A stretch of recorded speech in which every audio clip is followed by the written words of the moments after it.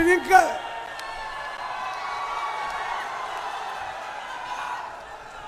प्रियंका दीदी जिंदाबाद। बहुत लेट कार्यक्रम हो गया है। आप जिनका इंतजार कर रहे थे, हम आप लोगों से क्षमा मांगते हुए हम सिर्फ दीदी से आशीर्वाद ले रहे हैं। समय नहीं है, इसलिए हम श्री पप्पू यादव जी सांसद से आग्रह करते हैं कि वह 2 मिनट में अपनी बातों को समाप्त करें।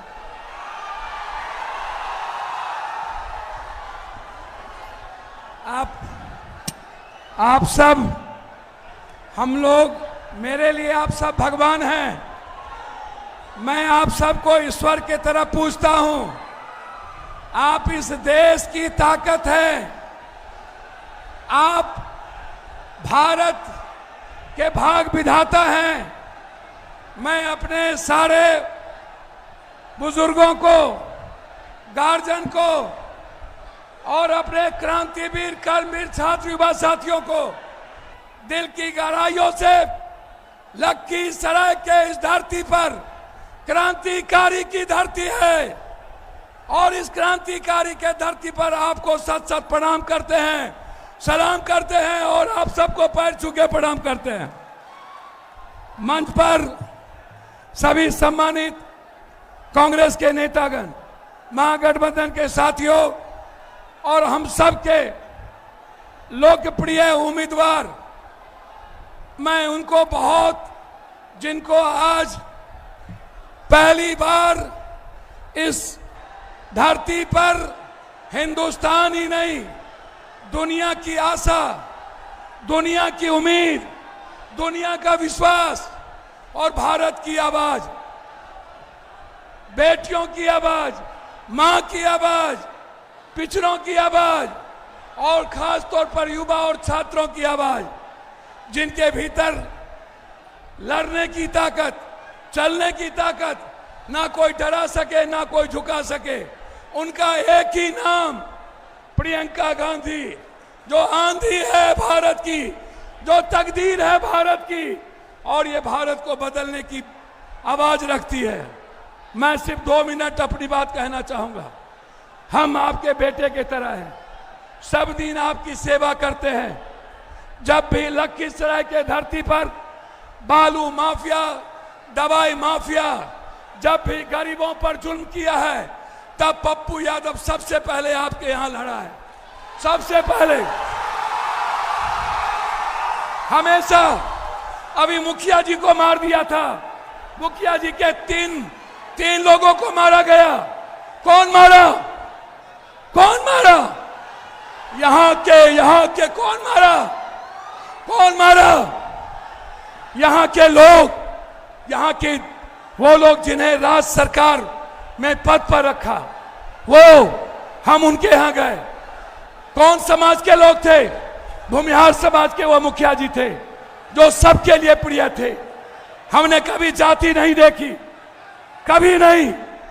जब जब कोई छोटी घटना घटी, एक जगह आए, मैं आपको बताना चाहता हूं, मैं आपका सेवक हूं, मैं आपका बेटे की तरह आज आया हूं, मैं अपने भाई के लिए आया हूं। मैं वादा करता हूं आपको, मैंने पहले भी कहा था, ये भाई है मेरा, ये मेरा भाई है, हाँ, ये मेरा भाई है, ये मूलधन है और हम सूद ब्याज है। क्या है ये? मूलधन। हम क्या हैं? सूद ब्याज। हम आपके बैंक बैलेंस हैं, हम आपके भाई हैं ना, हम आपके सेवक हैं ना, हम आपके बेटा हैं ना। आप पप्पू के लिए आशीर्वाद दे दीजिएगा। अब मैं अपनी बहन और आपकी ताकत, भारत की ताकत, अपनी बहन प्रियंका जी के लिए स्वागत बुलाना चाहता हूं, ताकि लखीसराय में आपका आशीर्वाद ले पाए और यहां से बिहार का निर्माण करें। बहुत बहुत धन्यवाद। प्रियंका गांधी जिंदाबाद, राहुल गांधी जिंदाबाद, महागठबंधन जिंदाबाद, प्रियंका प्रियंका दीदी जिंदाबाद, कांग्रेस पार्टी जिंदाबाद।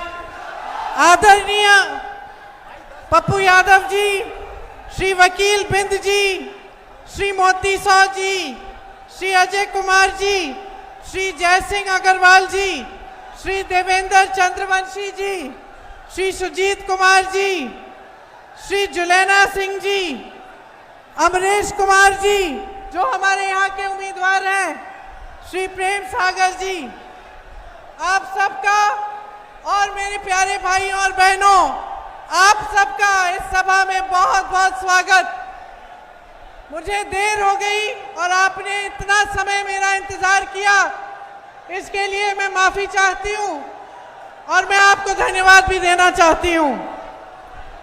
ये जो आपकी धरती है, ये एक पवित्र धरती है, आध्यात्मिक धरती है। ये वो धरती है जिसको एक तरह से आप कह सकते हैं कि हमारे पूरे देश की नींव डालने वाली बिहार की धरती है। आज मैं यहां आपके सामने खड़ी हूं। मैं चाहती हूं कि सबसे पहले आप अपने आप को पहचाने, अपने प्रदेश को पहचाने, ये पहचाने कि आपका जो ये प्रदेश है, इसने भारत की नींव डाली है, भारत का निर्माण किया है, भारत की स्वतंत्रता का जो संग्राम है उसकी शुरुआत आपके ही प्रदेश से हुई। आपके प्रदेश ने दुनिया को गौतम बुद्ध जी दिए।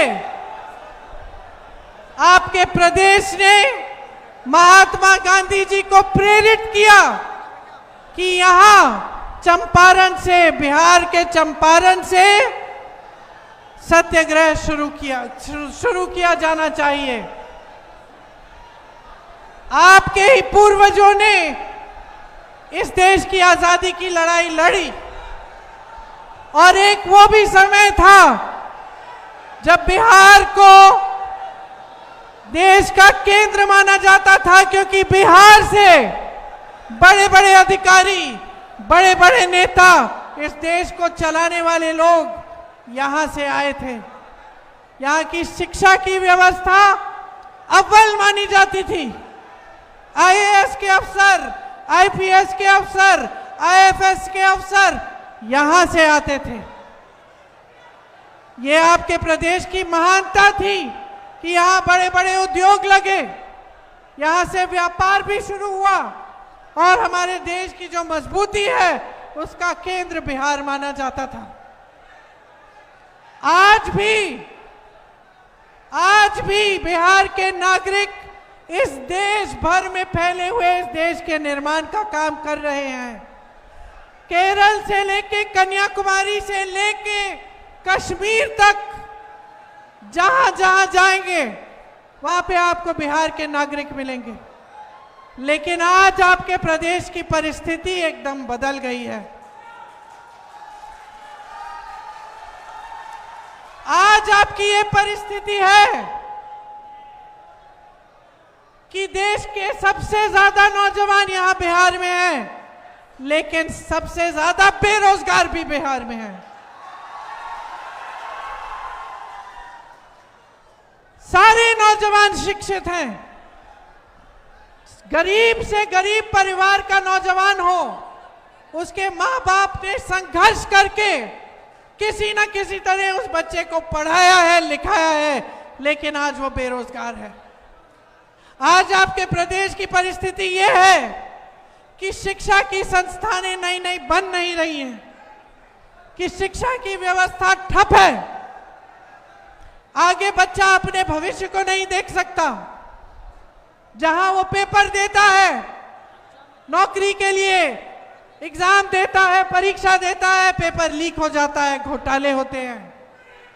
और उन घोटालों में नेता शामिल होते हैं।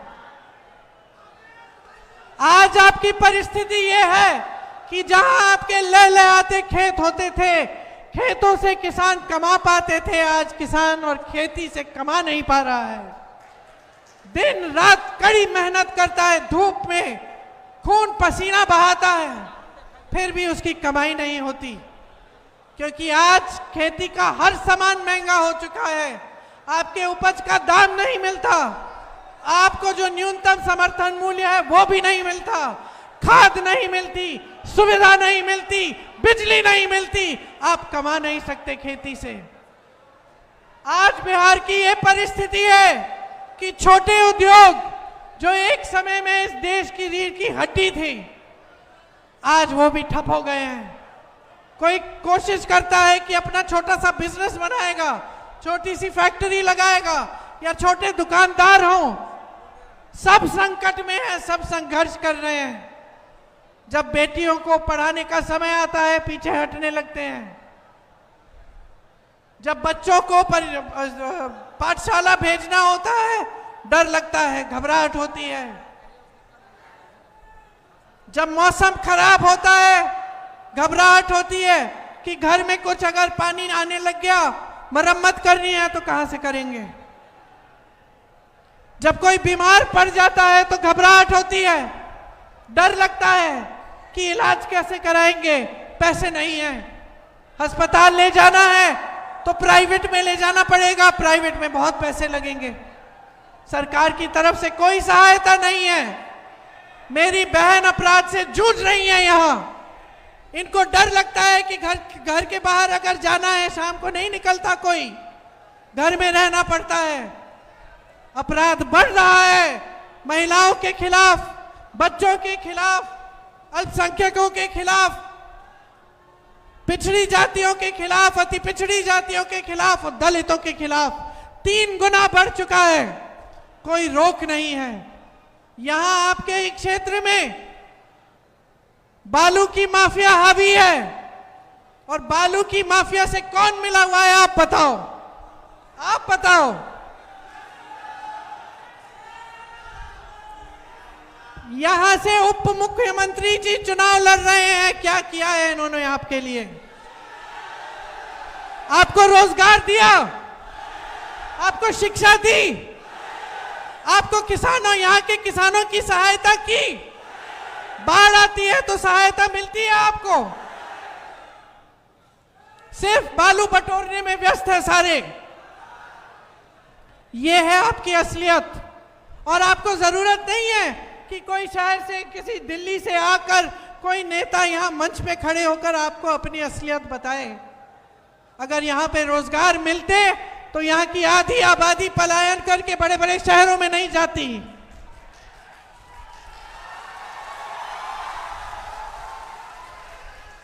जहां जहां मैं जाती हूं दिल्ली में, अगर कोई मजदूरी का काम है या कोई और काम मैं देखती हूं कौन कर रहा है, और जब मुझे दिखता है कि अच्छा काम हो रहा है, मैं पूछती हूं कहां के हो भाई, जवाब क्या मिलता है आप बताओ। आप बिहारी हो, आपको गर्व होना चाहिए आप पे, अपने आप पे। इस देश में जहां भी काम हो रहा है आप कर रहे हैं, और फिर भी आपका सम्मान नहीं है, और फिर भी आपके प्रति जो भावना है आपकी अपनी सरकार की और केंद्र की सरकार की, वो एकदम गलत भावना है। आपको आगे बढ़ाने के बजाय आपको पीछे ढकेल दिया, आपसे लेने का काम हो रहा है। आपकी जमीनें 1 रुपए के दाम में प्रधानमंत्री जी के बड़े बड़े उद्योगपति मित्रों को मिल रही है।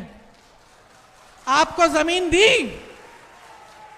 आप लोन लेते हैं, आपके माता पिता लोन लेकर आपको पढ़ाते हैं। ये जो परीक्षा जिसमें घोटाले होते हैं, जिसमें पेपर लीक होती है, इसको देने के लिए कितना खर्चा होता है, ट्यूशन कराना पड़ता है, पैसे इकट्ठे करने पड़ते हैं। कोई किसान है वो चाहता है अपना बेटा आगे बढ़े, अपनी बेटी आगे बढ़े, पैसे इकट्ठा करता है।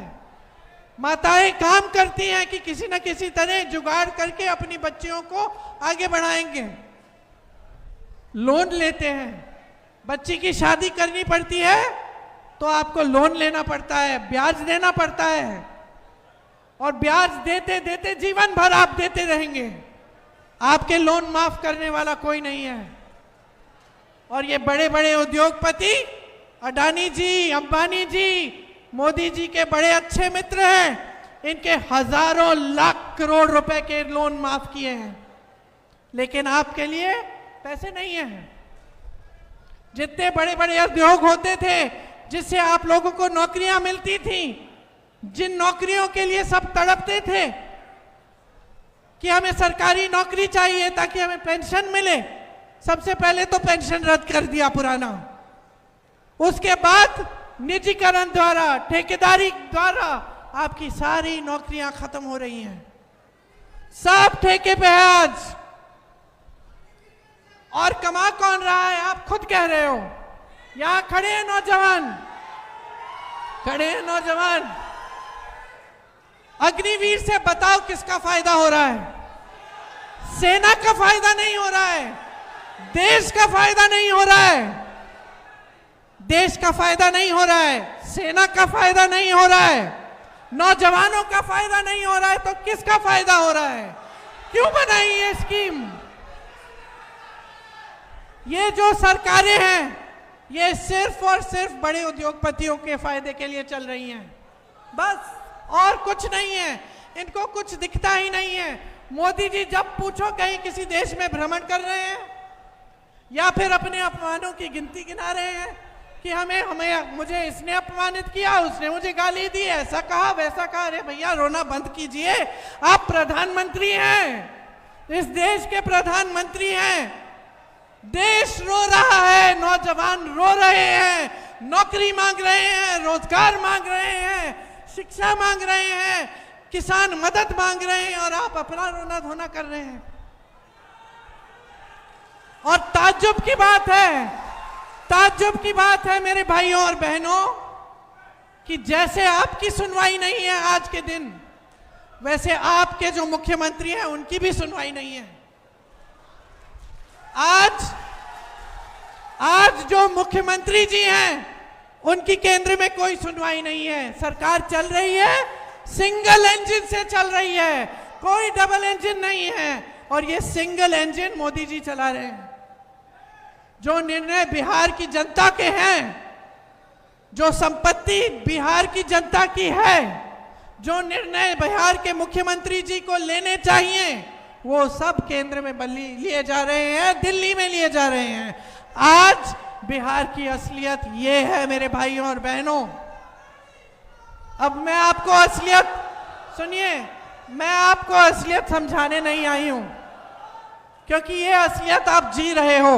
ये मेरी बहनें जो यहां बैठी हैं ये जी रही हैं, ये जानती हैं कि कितना संघर्ष का जीवन होता है महिला का। चाहे जो भी महिला हो, ये वर्दी पहन के महिलाएं खड़ी हैं, इनका भी संघर्ष का जीवन है। ये संघर्ष करके ये वर्दी पहनी है। आप खड़ी हो, आपने संघर्ष किया अपने जीवन में। मैं आपको जानती नहीं हूं, लेकिन आप महिलाओं में ये जानती हूं कि आपका कोई संघर्ष होगा। मैं जानती हूं कि समाज ने सहायता नहीं की,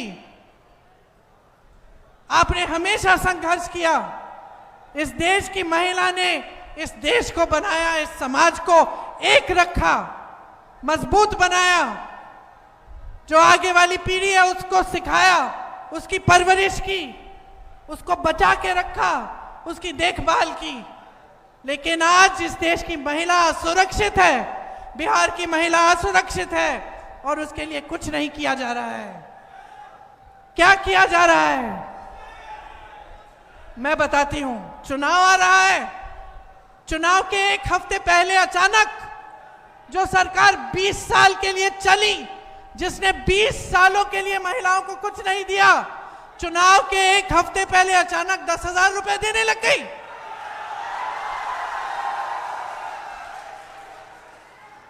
समझे नहीं है ये, क्योंकि महिलाएं जो है ना बहुत समझदार होती है बहन, होती है कि नहीं? बहुत समझदार होती हैं। सबसे ज्यादा विवेक महिलाओं में है। जानती हैं कि 20 सालों से कुछ नहीं किया, मैं तो 20 सालों से संघर्ष कर रही हूं।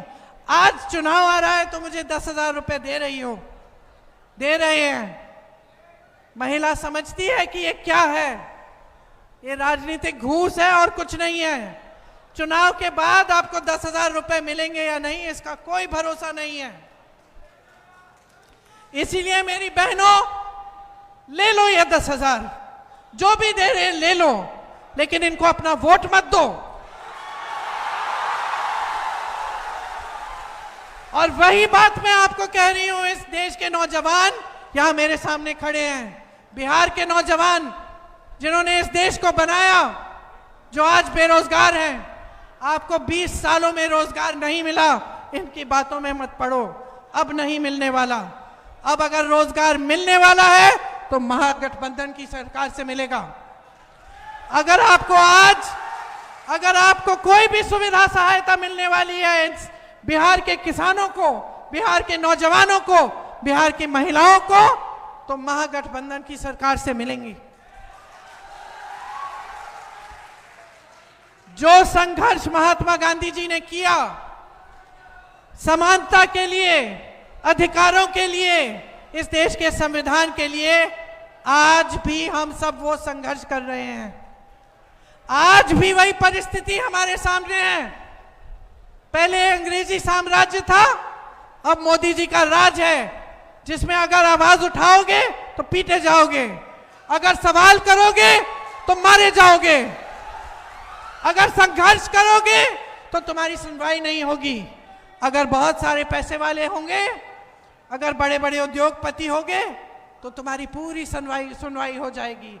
यह है मोदी जी की सरकार, और इस सच्चाई को आज इस देश की जनता समझ चुकी है, बिहार की जनता समझ चुकी है। महागठबंधन कह रहा है, हम लोग कह रहे हैं कि हम आपके लिए कई स्कीमें लाना चाहते हैं। पहली ये है कि 25 लाख का इलाज आपको मुफ्त में मिलेगा, चाहे हार्ट का, कैंसर का, कोई भी बड़ी बीमारी हो, आपको 25 लाख तक मुफ्त का इलाज मिलेगा। बहनों, आपके लिए 2500 रुपए हर महीने मिलेंगे, चुनाव के समय नहीं, चुनाव के बाद से शुरू होगा, जब हमारी सरकार बनेगी, और जब तक हमारी सरकार रहेगी तब तक आपको मिलेगा। गरीब परिवारों को जमीन मिलेगी, घर मिलेगा, और वो जमीन महिलाओं के नाम की जाएगी। नौजवानों, जब आप परीक्षाएं देते हैं तो जो फॉर्म है उसकी फीस मुफ्त में होगी, आप फिर फीस रद्द हो जाएगी। परीक्षा केंद्र में आने जाने का खर्चा मुफ्त का होगा। एजुकेशन सिटियां बनेंगी और इंडस्ट्रियल क्लस्टर बनेंगी 2000 एकड़ में। हर परिवार जिसके पास, जिसमें जो ऐसा परिवार है जिसमें किसी का रोजगार नहीं है, हर परिवार को एक रोजगार दिया जाएगा। अगर आप अपना छोटा व्यापार शुरू करना चाहते हैं, बिजनेस शुरू करना चाहते हैं, तो सरकार आपको 2 लाख रुपए देगी ताकि आपकी शुरुआत हो पाए, आप अपने पैरों पे खड़े हो पाए। आपकी जो डिग्री है, जो 3 साल की डिग्री आज 5-6 सालों में आपको मिलती है, वो आपको 3 सालों में ही मिलेगी। बहनों के लिए 500 रुपए का सिलेंडर होगा, और जो जीविका दीदी हैं उनके लिए 30,000 रुपए प्रति माह मिलेंगे, और उनकी नौकरियां पक्की की जाएंगी। यहां कोई शिक्षा की व्यवस्था नहीं है। मैंने देखा, सुना है मैंने, हर अनुमंडल में महिला कॉलेज बनवाएंगे हम, अगर हमारी सरकार आएगी। विधवाओं के लिए 1500 रुपए का पेंशन, जो हर वर्ष 200 रुपए बढ़ाया जाएगा, और जो माई बहन की मान योजना है, उसके तहत जैसे मैंने कहा, आपको 2500 रुपए हर महीने महिलाओं को मिलेंगे।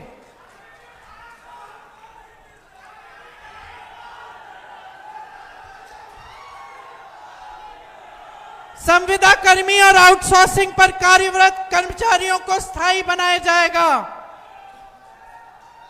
और मैंने पेंशन की बात की, पुराना पेंशन लागू होगा बिहार में। दिव्यांग पेंशन 3000 रुपए प्रति माह। 5 नए एक्सप्रेसवे बनाएंगे। हर विधानसभा में स्थानीय रोजगार को बढ़ावा देने के लिए 10 करोड़ रुपए अलग से दिए जाएंगे। किसानों को न्यूनतम समर्थन मूल्य की गारंटी देते हैं हम। स्थान और मंडी की व्यवस्था दिलवाएंगे और मनरेगा में 300 रुपए प्रतिदिन आपको मिलेंगे और काम के दिन दोगुने करेंगे। बिहार में 200 यूनिट बिजली मुफ्त में मिलेगी। पंचायती राज और नगर निकायों में ईबीसी आरक्षण 30% और एससी आरक्षण 20% होगा। अति पिछड़ा वर्ग अत्याचार निवारण अधिनियम बनाया जाएगा, जिससे आप पर जो अत्याचार हो रहे हैं वो बंद हो। और निजी शिक्षा के संस्थानों में भी आपके लिए आरक्षण लागू होगा। ये सब काम हम करना चाहते हैं और करेंगे, और ये खोखली बातें नहीं हैं। आप देख लीजिए, आप पलायन करके बड़े बड़े शहरों में काम करते हैं। कर्नाटका में देखिए, तेलंगाना में देखिए, आपके जो रिश्तेदार हैं, दोस्त हैं जो वहां काम कर रहे हैं, उनसे पूछिए। ये तमाम चीजें ऐसी लागू कर रखी हैं। कांग्रेस की सरकारों ने, जब राजस्थान में सरकार थी तो 25 लाख का स्वास्थ्य बीमा मिलता था। मैं ऐसे लोगों से मिली जिनके हार्ट की सर्जरियां मुफ्त में हुई थी। रोजगार की व्यवस्थाएं बन रही हैं। आगे बढ़ रहा है वो प्रदेश जहां कांग्रेस की सरकार है, जहां गठबंधन की सरकारें हैं, महागठबंधन की सरकारें हैं। इसलिए यहां पे आप महागठबंधन की सरकार बनाइए, अपने जीवन और अपने भविष्य को बदल डालिए। बहुत हो गया है, बहुत हो गया है। आपने बहुत बातें सुनी है बड़े बड़े नेताओं की, आपने बहुत वादे सुन लिए, सब कुछ देख लिया। अब बदलाव का समय है। बदलाव लाओ, अपना भविष्य मजबूत बनाओ। कांग्रेस के 2 उम्मीदवार आपके सामने खड़े हैं। महागठबंधन के उम्मीदवार हैं विनोद चौधरी जी सिकंदरा विधानसभा के, और अमरेश कुमार जी आपकी विधानसभा के लखीसराय से।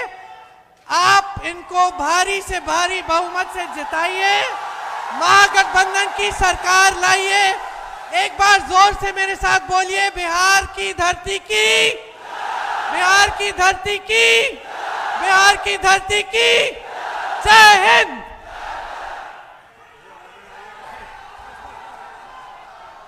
अब मैं